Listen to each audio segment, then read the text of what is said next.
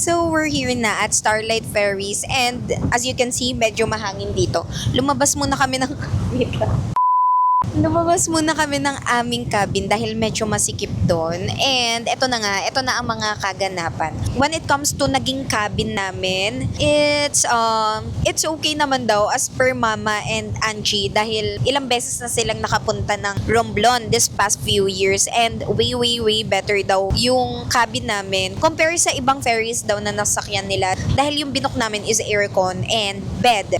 Kasi merong iba na reclining chair lang o di kaya non-aircon. This one is much more comfier. Ang problema lang namin is medyo may problem yung aircon nila. Kaya medyo mainit. Hindi medyo, mainit talaga dun sa lower part ng double deck. So, sana maayos nila. Pero dun sa pwesto kasi ni Leo sa taas, okay daw dun sa part niya. Yeah, akala namin magkakatabi yung pwesto namin kasi magkakalapit yung number namin. But it's different. Medyo weird yung numbering ng kanilang beds. Maganda kasi sana kung magkakatabi. Kasi nababantayan ng bawat isa yung mga gamit. So, kagaya nito, lalabas kami. Kahit hindi na namin ilipat yung mga gamit na. Ang ginawa kasi namin ngayon is nilipat ko muna yung bag ko dun kay Angie para mabantayan niya. Pero, ayun nga, wala naman tayo magagawa eh. Andyan eh. Ano pa ba? May libreng meal. Mamaya i-claim namin and ipapakita ko sa inyo kung ano yung meal nila. Malinis naman yung CR nila. Pwede rin kayong maligo. Dati mga sis, na-try ko na nung umuwi kami ng Romblon is non-aircon and talaga namang pag-uwi namin ang lagkit na ng hair ko and ang lagkit na lapochi kami, ang lagkit sa balat. Actually, tinatarget namin yung private room kaya lang fully book. Ito pa mga sis, madali siyang ma-fully book. So, much better na advance kayong mag-book. Magdala kayo ng panlatag. Kasi si Mama ready na siya eh. As I mentioned earlier, ilang beses na siyang nagta-travel papuntang Romblon. So, alam na niya yung mga do's and don'ts and hindi kami nakinig kanina na magdala ng pangsapin. Ayan tuloy. Ang ginawa ko na lang mga sis, anyways, inalkoholan ko yung bed ko namin ni Leo and yung jacket ko na lang, nilagay ko sa higaan ko. Si Mama ang ginawa, ang dinala niya, alam nyo, yung pang yoga mat. Yun talaga yung dinala niya. It's because it's super comfy talaga. So, ayun lang mga sis, yun lang yung update namin. Anyways, this is our current view. Ganda, 'di ba?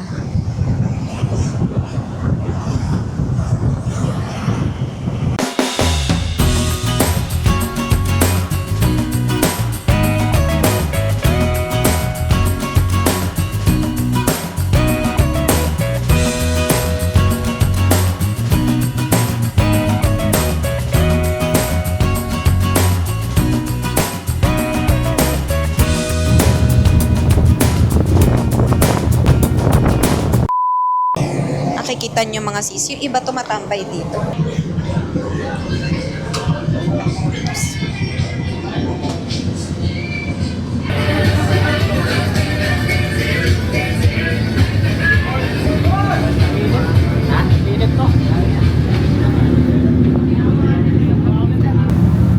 Ayan yung mga nakaupo. Pero aircon din sila. Andito sila. Wow, ang ganda dito. The mountain. So, itutur ko kayo sa aming bed or cabin. So, dito tayo sa left. Ayan. And, andito yung mga gamit namin. Andito si Mother. Ayan yung sinasabi ko, mga sis, ready siya sa kanyang panlatag. And, dito si Angie. Yung sa amin, doon pa banda. But, same lang yung itsura niya. Ganito kataas yung cabin sa baba. Ayan, ganito siya mga sis. Aray ko. Maluwag naman siya. But, I'm 4'10". And, sakto lang siya sa akin. So, kung mas matangkad kayo sa akin, medyo bunggo na siya mga sis. Ganito yung itsura ng cabin kapag sa Starlight Ferries kayo nag-purchase ng ticket nyo papuntang Romblon. And mga sis, katapat namin ang shower. And dito yung kanilang kainan. Mal-tour mo nga kami dun. And tada! Yan. Pwede kayo magpa-massage, pwede kayo bumili ng mga noodles and everything. May ice cream din nga, oh. Perfect. Thank you.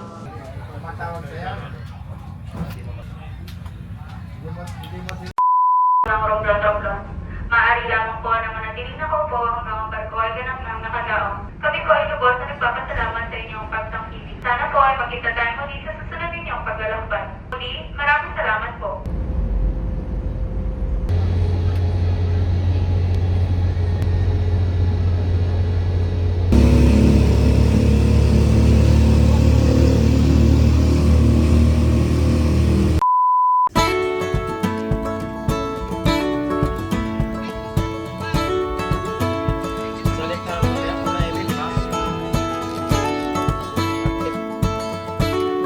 Guys, titignan namin kasi sabi ng tita namin, kita daw dito yung dagat. Ang ganda!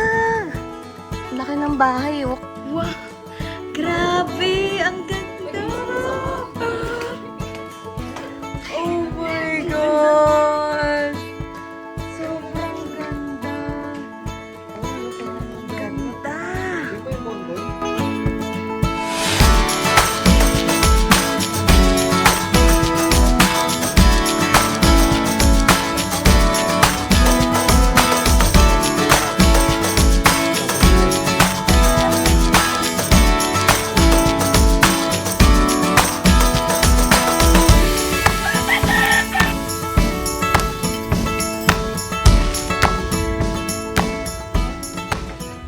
Masasabi mo sa first night mo. Ay, doon din sa pagkakala. Kaya sa harap mo sindi. Adobo. Ay, ano? Adobo manok. Patay.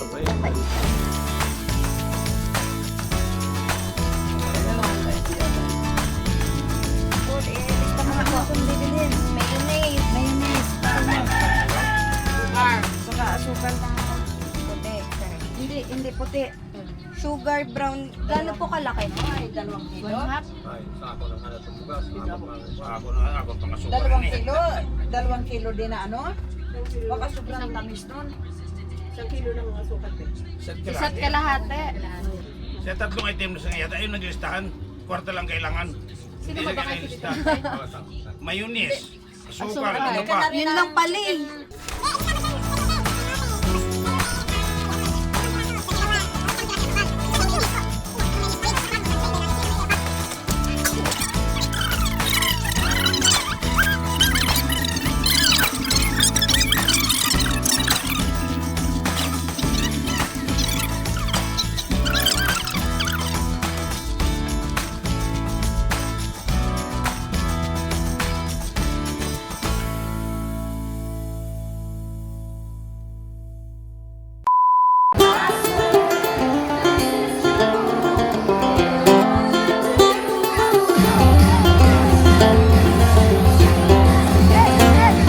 Fiesta at Barangay Lamao felt like one of those soft, full-circle days you don't really plan but quietly remember forever. We were just there, my parents, sibling, partner, my titos and titas, sharing food, laughter that came a little too loud, and a bit of dancing that no one really planned but everyone somehow joined in. This is the Barangay Fiesta they've been waiting for in Romblon Romblon, something everyone looks forward to all year. It only happens once and somehow that makes everything feel more intentional, more alive, more worth showing up for. There's something about fiestas that slows time down, the air feels warmer, not just from the street food grills, but from being surrounded by people who've seen you grow, stumble, and still choose to stay close. And even the next day, it didn't really end. My parents, titos and titas were still laughing about it like they couldn't get enough of reliving it again and again. I caught myself just looking around a few times, thinking how rare it is to have everyone in one place. No rush, no distance, just presence. It wasn't perfect, it wasn't grand, but it was real. And maybe that's exactly why it stayed with me.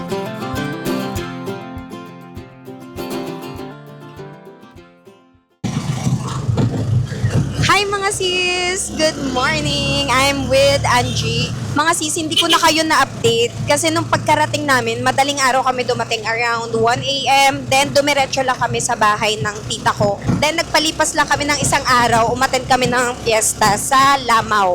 Medyo masasakit pa ang mga katawan pero inilaban. Ngayon, on the way kami sa Talipasak Beach dahil magpe-free diving kami. Ang meet-up time namin is 9 a.m. So, we're on the way doon. By the way, ang sinakyan namin is tricycle from Bayan to Talipasak Beach, and that cost us 250 pesos for 2 packs. Not sure lang kung paano kapag marami kayo. And then, i-update ko kayo mga sis once we reach Talipasak Beach. By the way, nadaanan na namin yung mga beach na mga famous dito, like yung Bonbon, Chamban Beach, as in, ayan, magkakatabi lang pala sila mga sis. So, ayun lang mga sis, update namin kayo once nasa Talipasak Beach na kami. Bye!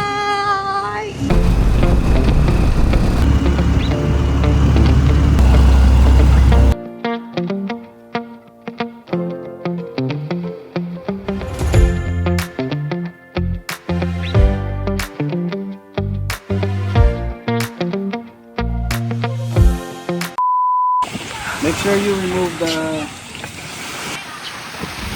This side, no entry. So maybe you ate breakfast. And you, what's your plans? Let's see what. Baka hindi. Pangit yun eh.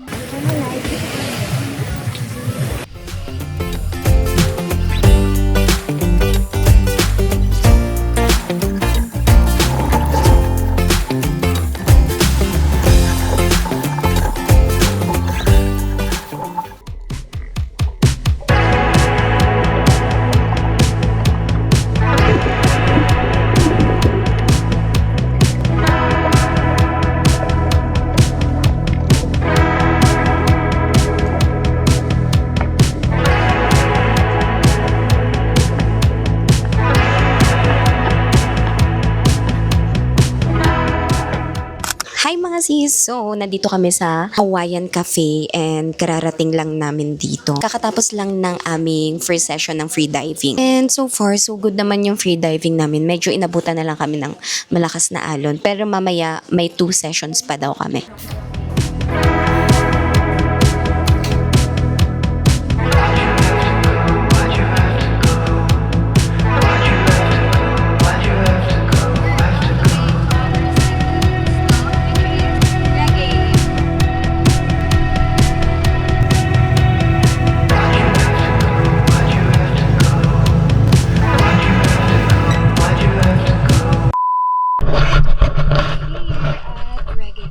And ito na yung next spot namin for our free diving.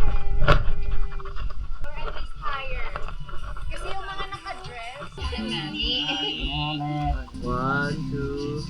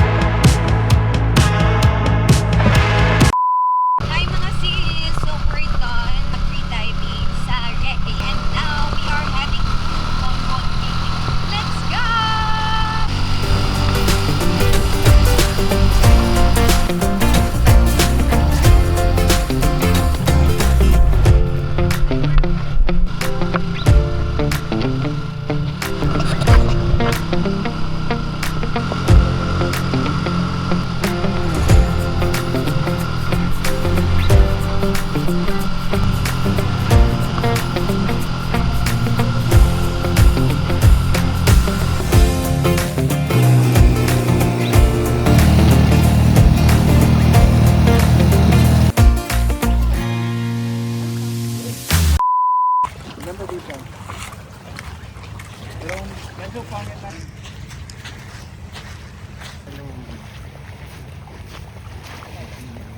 Hello.